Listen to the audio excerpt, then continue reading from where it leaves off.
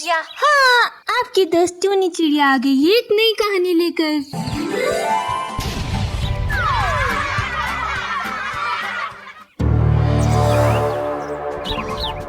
भूतिया शेर।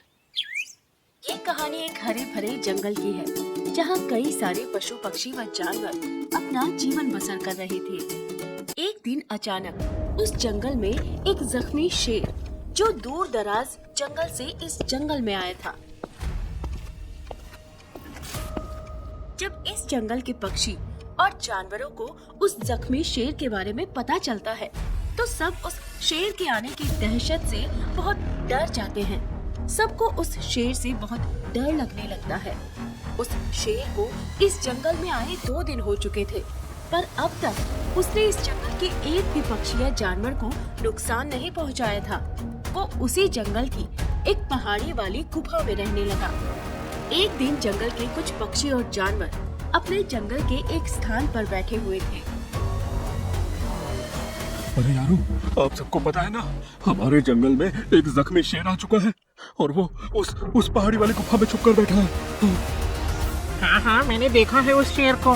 बाप रे, वो तो बड़ा ही खतरनाक शेर लग रहा था। अरे मुझे तो लगता है कि वो इस जंगल में शिकार करने आया है।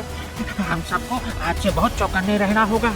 वो शेर कभी भी किसी पर भी हमला कर सकता है। हाँ। अरे मैंने सुना है कि यह जख्मी शेर बड़े खतरनाक होते हैं। अरे पता नहीं अब वो शेर हमारे जंगल में क्या कहर मचाएगा भाई। हम तो पक्षी हैं, हम तो हवा में उड़कर भी अपनी जान बचा सकते हैं, पर आप तो जानवर हो, आप हवा में नहीं उड़ सकते। और शेर तो बड़े खतरनाक होते हैं, वो किसी को नहीं छोड़ते। इससे पहले कि वो शेर इस जंगल के किसी भी जानवर या पक्षी को खाए, हमें उससे पहले ही उस शेर का काम तमाम कर देना होगा। हाँ चिड़िया बहन, आपकी बात बिल्कुल सही है। हमें उस शेर को उसी गुफा में ही मार देना होगा। वैसे भी वो जब से यहाँ आया है तब से वो उस गुफा से बाहर नहीं निकला है। इससे पहले कि वो बाहर आए, हमें उस गुफा को ही जला देना होगा ताकि वो शेर उसी गुफा में जलकर भस्म हो जाए। हाँ चिड़िया बहन, आपकी बात बिल्कुल सही है। हमें उस शेर को उसी गुफा में ही मार देना होगा। वैसे भी वो जब से यहाँ आया है ना, तब से वो उस गुफा से बाहर नहीं निकला है।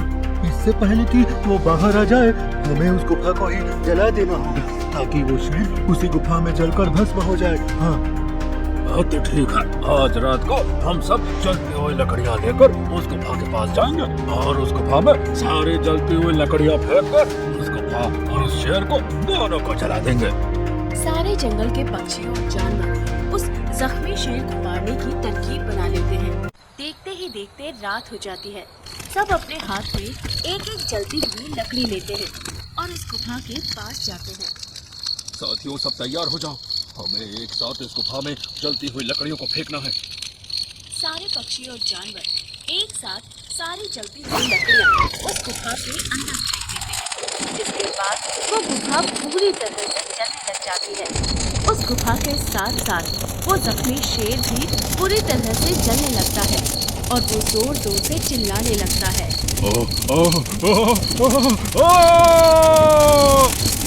सब उस शेर की आवाज सुनकर डर जाते हैं। तभी थोड़े समय बाद वो शेर वही गुफा में जलकर मर जाता है। ये देखकर सब बहुत खुश हो जाते हैं और उस जख्मी शेर की मौत पर जंगल में जश्न मनाने लगते हैं। देखते ही देखते एक दिन बीत जाता है। रात का समय भालू और कुत्ता दोनों नशे की हालत में जंगल में एक चौराहे पर बैठे बात कर रहे थे। अरे कुत्ता भाई, अच्छा हुआ वो जख्मी शेर मर गया, वरना वो मेरे हाथों मारा जाता था। मैं ऐसा उठा कर पटकता था ना मैं उसको कि वो जिंदगी में कभी जंगल में नहीं आ पाता था भाई। अरे भालू भाई, वो शेर तो अब मर चुका है ना, अब उसके बारे में बात करके कोई फायदा नहीं है। तभी वो जख्मी शेर जो एक भयानक भूतिया शेर बन चुका था, वो भूतिया शेर उन दोनों के सामने आकर खड़ा हो जाता है। भालू जब उस भूतिया शेर को देखता है, अरे ये क्या, वो जख्मी शेर भूत कैसे बन गया? भूत बन गया? हाँ, ये क्या मेरे सामने खड़ा ना, ठीक ना? कुत्ता जब उस भूतिया शेर को देखता है तो उसका सारा नशा उतर जाता है। अरे बाप रे बाप, अरे ये तो सच में भूतिया शेर बन गया। अरे मुझे बचा लो भालू भाई, मुझे बचा लो। अरे डरता का कोई कुत्ता भाई, अरे शेर की तो मैं भयानक शेर, इधर इधर बताता हूँ तेरे को मैं। वो भूतिया शेर उन दोनों के पास आता है। उस गुफा में आग किसने लगाई थी? मैंने लगाई थी, बोल क्या करने लगा तू? तभी वो भूतिया शेर गुस्से में आकर उस भालू की मूर्ति उसके धड़ से उखाड़कर खा लेता है। ये देखकर कुत्ता के होश उड़ जाते हैं। अरे शेर दादा, मैंने लगाई थी आग उस गुफा में। उस गुफा को आग तो इस जंगल के सारे पक्षियों और जानवरों ने मिलकर लगाई थी। मैं तो बस वहीं पर खड़ा था, मैंने आग नहीं लगाई थी शेर दादा, मैंने नहीं लगाई थी। जो कुत्ता जाकर इस जंगल के हर निवासी को ये इत्तला दे दे कि अब वो जख्मी शेर एक भयानक भूतिया शेर बन चुका है और अब वो इस जंगल के सारे पक्षी और जानवरों को जान से मार कर खा जाएगा। अरे मैं तो अपनी तकलीफ में उस गुफा में बैठा हुआ था, न मैंने किसी को खाया था न किसी को चोट पहुंचाई थी, फिर भी तुम सबने मुझे मिलकर मार दिया। अब देखना मैं इस जंगल से कैसे सारे पक्षी और जानवरों का खात्मा करता हूँ। ये बात सुनकर कुत्ता घबरा जाता है और वो वहाँ से भाग जाता है। देखते ही देखते सवेरा हो जाता है। तभी जंगल के पक्षी और जानवर उस भालू को देखकर आश्चर्यचकित हो जाते हैं। तभी वो कुत्ता सबको उस भूतिया शेर के बारे में बताता है, जिसके बारे में सुनकर सबके दिलो दिमाग में उस शेर का डर बैठ जाता है और सब वहाँ से अपने अपने घर चले जाते हैं।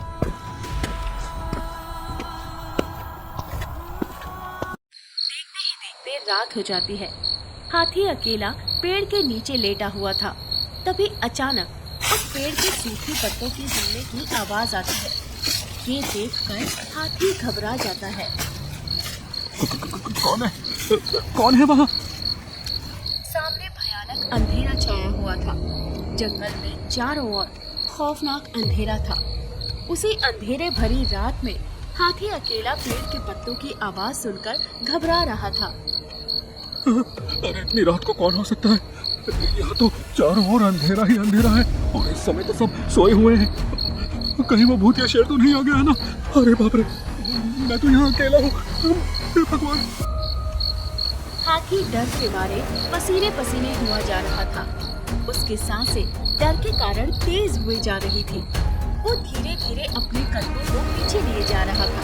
तभी अचानक उसके सामने झाड़ियों से वही भयानक खौफनाक दिल दहला देने वाली सूरत वाला भूतिया शेर उस हाथी के सामने आ जाता है। ये देखकर हाथी की धड़कन बढ़ने लग जाती है। अरे बाप रे, ये तो सच में भूतिया शेर आ गया। हाथी क्या हुआ? मुझे मारने के बाद तो बड़े खुश हो रहा है और आज मुझे देखकर तुझे डर लग रहा है। मुझे कुछ मत करना शेर भाई, मुझे कुछ मत करना। तभी वो भूतिया शेर उस हाथी पर हमला कर देता है और उसकी सूंड पकड़कर उसकी सूंड उखाड़ देता है। ये देखकर हाथी दर्द के मारे जोर जोर से चिल्लाने लगता है। अरे नहीं शेर भाई, अरे मुझ पर रहम करो भाई, मुझे बहुत दर्द हो रहा है। शेर भाई मुझे छोड़ दो। तुम में से किसी ने मुझ पर रहम किया था तो मैं तुम पर कैसे रहम कर सकता हूँ? तभी वो भूतिया शेर उस हाथी को बड़ी बेरहमी से चीर-फाड़ करने लगता है। इतनी दर्दनाक तकलीफ देखकर हाथी जोर जोर से चिल्लाने लगता है।